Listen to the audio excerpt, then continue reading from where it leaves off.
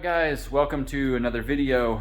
I've got a lot going on right now, some crazy stuff. I am getting ready for Drift Week, which is kind of my priority at this point. I just got done with the last Clutch Kickers event and I brought my car home, and I don't want to use that car that I've been driving this year for Drift Week again, since I already took it once.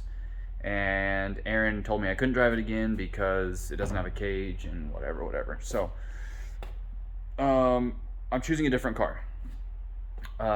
If you've been watching my videos, you have seen that I was very interested, had my heart set on driving this car, the JZX100 Chaser. But I made the decision not to take that car. I started working on it and realized I have a specific way I want to build it, and I don't want to rush that job. And even though I know we could do it and have it done in time, it wouldn't be done to the level that I want to build it at. And the chances of me going back and redoing it to that level are very unlikely, so I'm going to put that to the side till I have more time to focus on it and do it the way that I really want to do it. So I'm sad to say that I won't be taking that. It hurts my soul, but I think it's for the best in the long run. So what I've decided in the meantime is to go back to focusing on this car, which is the car that I've been planning to build for Clutch Kickers. This is an S13 caged hatch. If you guys are watching the videos, if you haven't, go back and watch them. I've already done a few episodes of starting to put this car together. But the place that we're at right now is basically starting to get the chassis ready, as far as like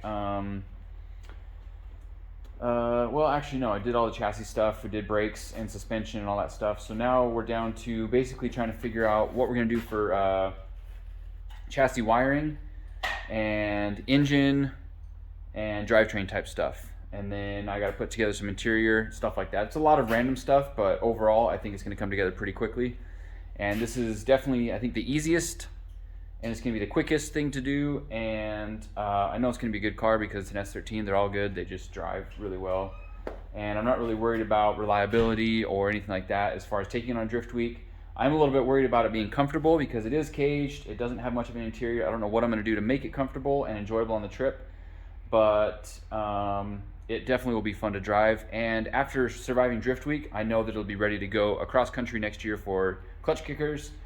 It'll be tried, tested, and any weaknesses I find on Drift Week, I hate to say it because I don't want to work on it on Drift Week, but any weaknesses I find, we can sort them out and get it ready for competition next year. So that's the long-term goal with this, is to make it a competition car for East Coast events, something I can leave out there. But I will be building another car for West Coast stuff, and in my mind, this is kind of a spare car. But either way, I'm taking it on Drift Week. I have no idea what it's going to look like when we're done. I haven't even made a plan of what color, or if we're doing paint or wrap, or what it's going to be. But this is the start of it. As far as like the grind, getting it ready to be done in 20 days from now. And I'm not sure which direction I'm going to go tonight, but that's enough jibber jabber for now. So I definitely need carpet in this car. That's one of those things that's really important to me.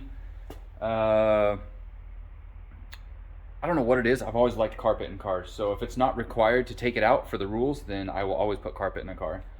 I feel like if you I don't know, it just makes the car more comfortable. If you drop stuff, if you put nuts and bolts on the floor, they're not rattling around, like not falling into these holes and getting trapped and stuff. They just kind of like hold stuff in there, and makes it a little bit quieter inside. I don't know.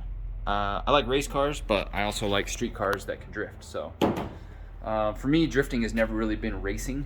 Like, you know, in fact, in my first year of FD, I had power windows, and what else? There was something else. Power windows, door panels, and a factory handbrake. And that's my idea of like a comfortable comp car, is something that feels comfortable to me and that doesn't feel like a race car.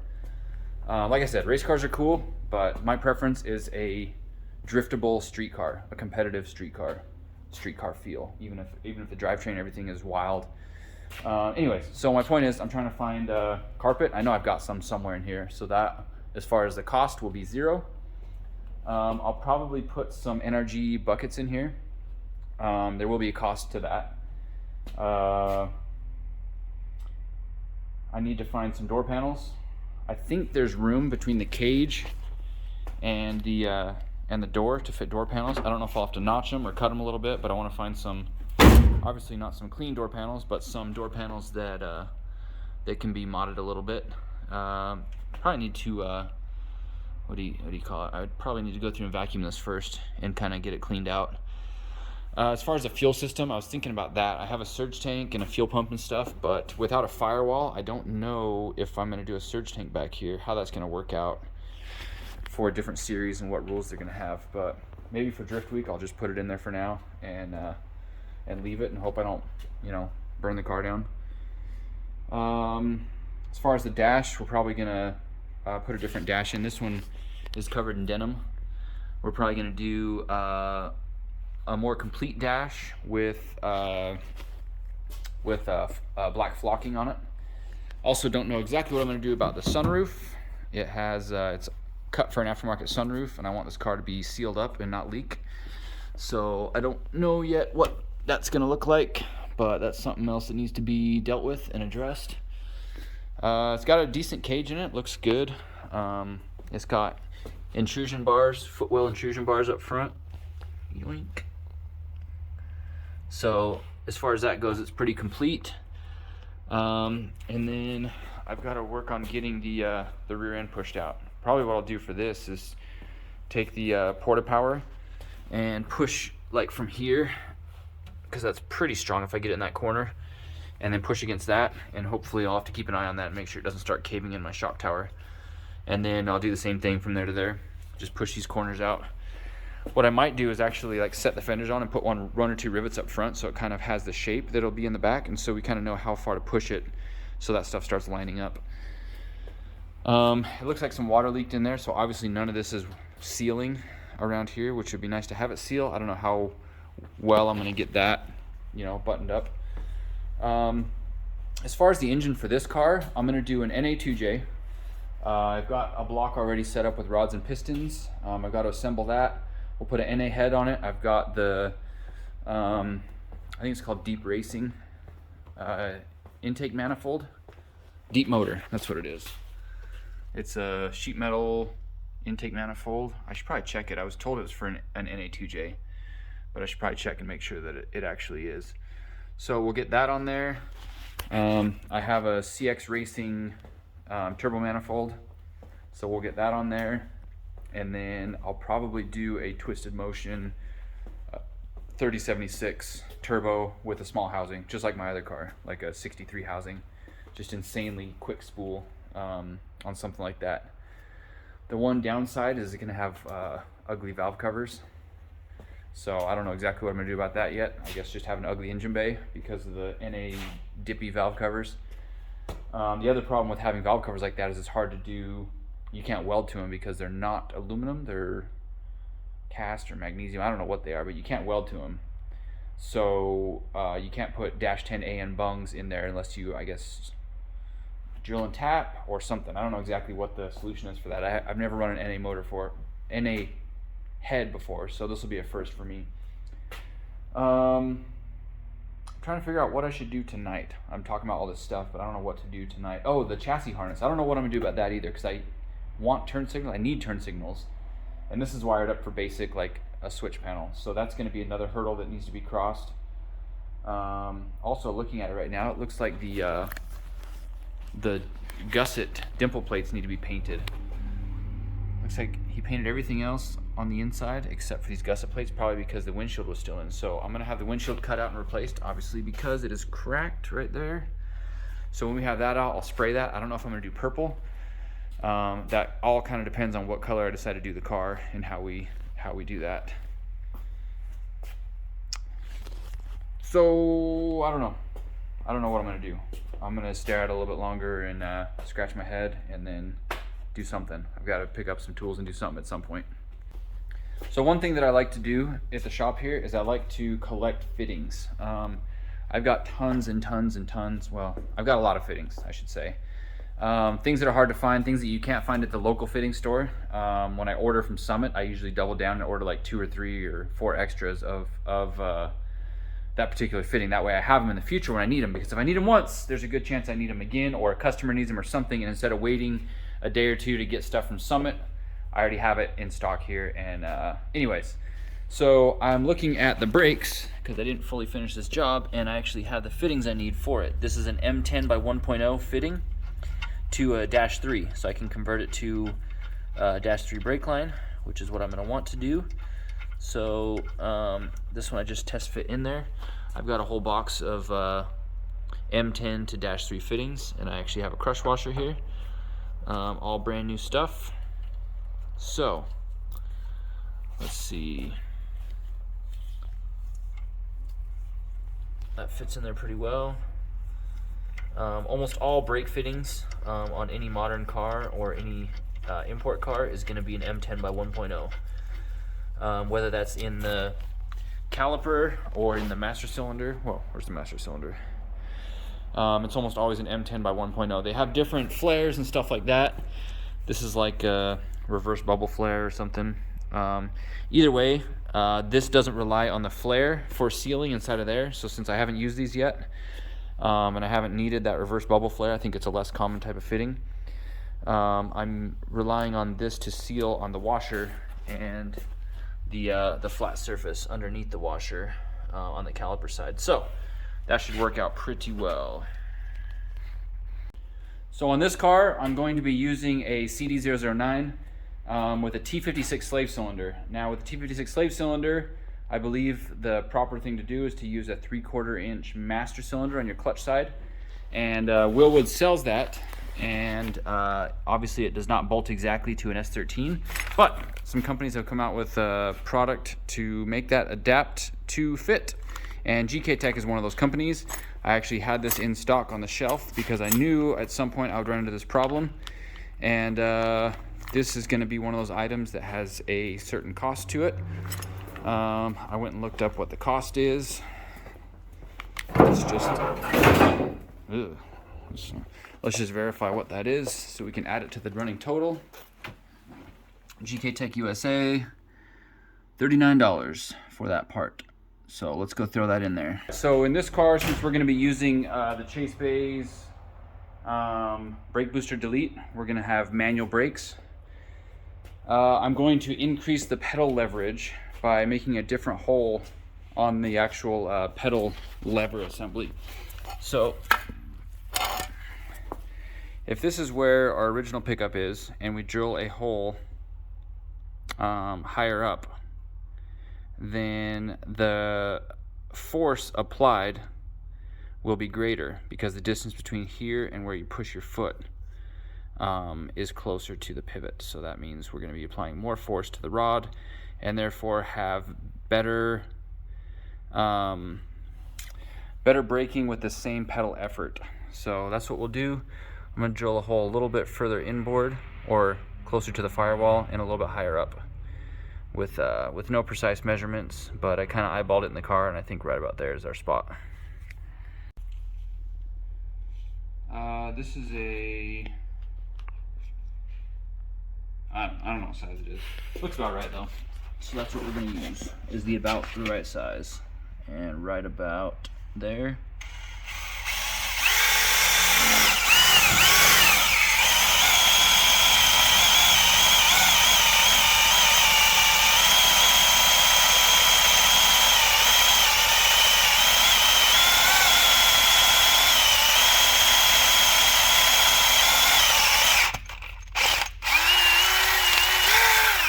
There's nothing more valuable than a good set of drill bits. I'll tell you what.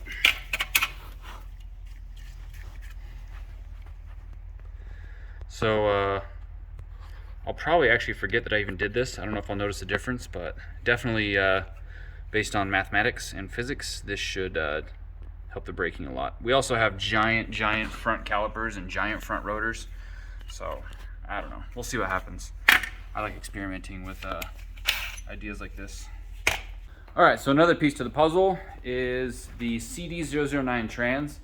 I just went shopping on the shelf for what we had here.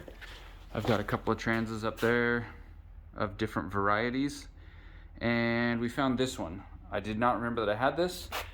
Says 5th gear crunch on it, and it's already been cut, and I'm wondering why would I have this if it hadn't been in one of my cars. So Wes and I were talking about it and realized that this is from the green IS300 that I parted out. So I know this trans will work, and it's already proven itself on Drift Week, so it should be fine to put in that car. So I'm going to set the cost of this trans at 0 because it's already lived its life, it's already put in its work, and it's already been paid for. So that is another piece to the puzzle. And then something else that I was just thinking about, since we just put in the brake lines and we were trying to figure out where the routing is for the brake lines, we are going to need to install the handbrake. This is a Villains nice. This is a Villains handbrake. I really like the feel, the fit and finish. It's a great handbrake. And this is some Chinese master cylinder. Don't know where it came from, but I'm gonna call this free. And this paid $120, if I'm not mistaken, for that. So we'll put that price up here, $120, no, other way, $120. This is free. And the transmission was also free. I hope you guys don't crucify me for that one, but I'm not really going to put a value to that transmission because it served me 2 years in another car, and yeah, so it's been paid for, bought and paid for. Okay, I forgot something, and instead of editing the video and leaving that part out, I forgot that I made a video installing brakes on this thing, and the whole purpose of installing the Villains kit with the brakes was to be able to use the factory cable handbrake. So, hydraulic handbrake, you're out of here. You're for another car. Probably for that car. Whoa! Probably for that car. Just don't throw it through the window. So, yeah, we're back to, we gotta take off that 120 because that brake is not being used on this car. That was already handled. So, things are getting cheaper by the minute. That's all I've got for tonight. Basically not taking that car, taking this car. We did put the brake master cylinder in. We got the clutch master cylinder adapter for a Willwood. I still need to order that. Wes got the whole interior vacuumed out. Looks a lot better than it did. Still pretty dirty, but it's not covered in leaves and dirt, so we can work with that. I'm gonna get the carpet set up for it next week and get that in. Got to figure out the sunroof. Still got a pile of parts back here. We did find a trans, got the adapter already and the shifter, so we can assemble that. I'm gonna start assembling the motor sooner than later so that we can get that fitted up, get the mounts, everything lined up so that it can go in the car. And then I think I can scab together a wiring harness. If I don't have one, I'll find one from something else and make it work. But we've just got piles of parts for JZ's. These are machined blocks back there with cranks and pistons all ready to go. So I should have something to put together a built motor. And I don't know which head I'm going to use yet, but I've got no shortage of VVTi 2J GE non-turbo heads. We got a stack of them back in there. Yeah, quite a few, and then a bunch of VVTi heads up here. So I don't know which one to choose, but I'll probably just vacuum check them all and figure out which one has the best looking overall after the vacuum check and the like a visual inspection. So now that I'm thinking about that, I should probably actually invest in some turbo cams for that. I gotta look into that. Maybe I'll get some BC 264 cams coming. A lot of work to do, but I think we can do it. Everything's looking like it's lining up, and I'm actually pretty excited about this car, to be honest. But no more jibber jabber. I'm gonna call it a day for that. So thanks for watching, guys. Stay tuned. We've got more coming. Bye.